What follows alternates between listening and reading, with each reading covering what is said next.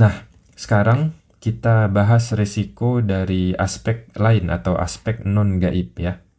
Selain risiko gangguan gaib, peruqyah juga menghadapi risiko dari aspek lain ya, aspek yang non-gaib. Yang pertama adalah kelelahan fisik. Ruqyah yang memerlukan waktu lama atau berulang kali bisa membuat peruqyah merasa lelah, baik secara fisik maupun mental. Sebagian peruqyah itu ada yang menghabiskan waktu 3-4 jam. 3-4 jam untuk satu sesi ruqyah, untuk satu pasien. Setelah itu dia berpindah lagi ke tempat lain untuk meruqyah pasien dengan durasi yang hampir sama. Bahkan ada juga yang menghabiskan 5-6 jam untuk meruqyah satu orang pasien di satu sesi ruqyah. Jadi maraton, tidak ada jeda, langsung terus. Ini sangat tidak sehat ya, dan berisiko mengalami kelelahan fisik.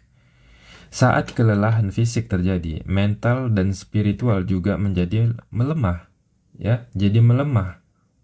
Sedangkan risiko serangan jin maupun tukang sihir senantiasa mengintai selama sesi ruqyah maupun sesudahnya. Yang kedua adalah tekanan mental. Menangani orang yang terkena gangguan berat bisa menjadi beban mental bagi peruqyah.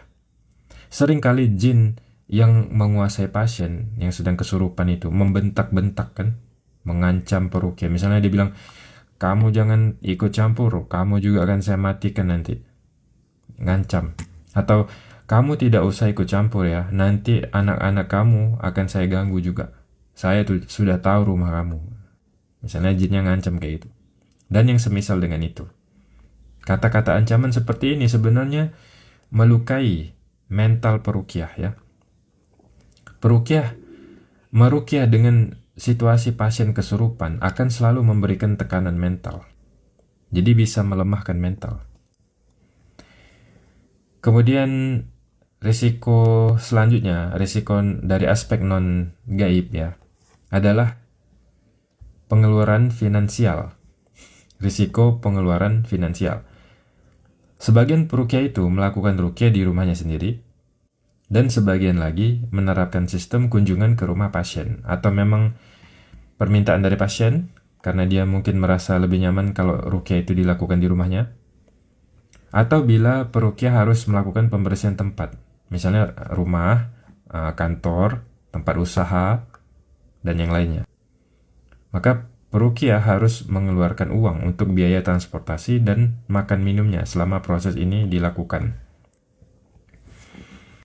Risiko non-gaib selanjutnya adalah tersitanya waktu pribadi dan keluarga. Sebagian besar peruqyah memiliki mata pencaharian berupa pekerjaan normal seperti kebanyakan orang pada umumnya. Ada yang pekerjaannya itu guru, ada yang pedagang, ada yang penjual parfum, ada yang dokter, ada juga para medis, dan yang lainnya. Untuk peruqyah-peruqyah seperti ini, rawatan ruqyah biasanya dilakukan di luar jam kerja normal mereka, yang itu merupakan waktu istirahat dan waktu untuk keluarga mereka. Nah, kemudian selanjutnya adalah risiko sosial. Dalam beberapa komunitas, praktik ruqyah itu mungkin tidak dipahami dengan baik atau dianggap sebagai hal yang mistis. Ini bisa menyebabkan peruqyah mengalami penolakan atau dianggap negatif oleh sebagian masyarakat. Ada juga sebagian muslim yang menganggap bahwa peruqyah-peruqyah itu adalah orang yang merusak tauhid kaum muslimin. Karena dengan adanya mereka, umat Islam jadi malas berdoa sendiri atau meruqyah diri sendiri, sehingga menurunkan kadar tauhid mereka, katanya. Orang-orang seperti ini biasanya akan menyerang peruqyah secara verbal atau melalui narasi negatif di media sosial. Risiko selanjutnya adalah tuntutan keluarga pasien atau dari pasien itu sendiri. Jika ruqyah tidak menunjukkan hasil yang diharapkan, keluarga pasien bisa menuntut atau menyalahkan peruqyah. Meskipun ruqyah hanya sarana dan hasilnya tergantung kepada kehendak Allah, tergantung dari izin Allah.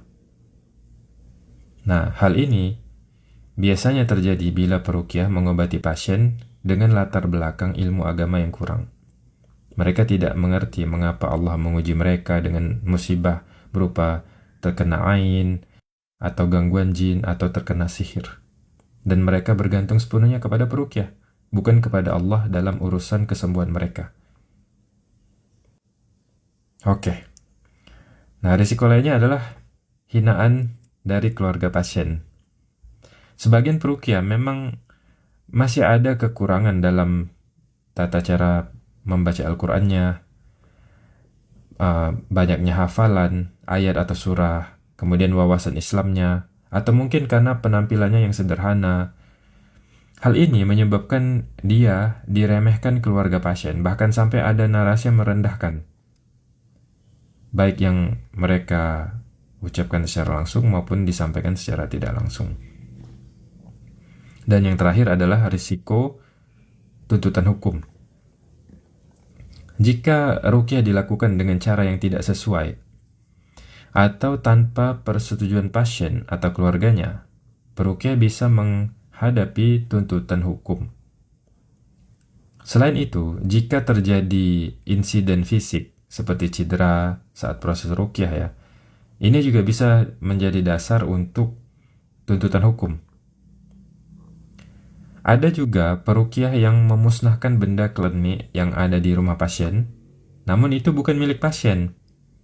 Misalnya itu milik pamannya misalkan, atau milik abangnya yang tinggal serumah pokoknya, tapi itu bukan milik pasien. Karena tahu ini benda klinik, jadi oleh peruqyah ini dihancurkan. Misalnya benda kliniknya itu berupa senjata tradisional ya, yang ternyata benda itu dibeli dengan harga yang mahal. Nah, dimusnahkan benda itu tanpa sepengetahuan dan persetujuan pemiliknya. Kemudian yang bersangkutan akhirnya membawa masalah ini ke dalam ranah hukum, sehingga peruqyah itu diamankan dan diproses oleh pihak yang berwajib. Ini pernah saya alami, bukan saya, teman saya ya, di sini, di kota Pontianak. Ada yang seperti ini dia. Ada kris dibakar gitu. Padahal itu bukan punya pasien, dan itu harganya jutaan.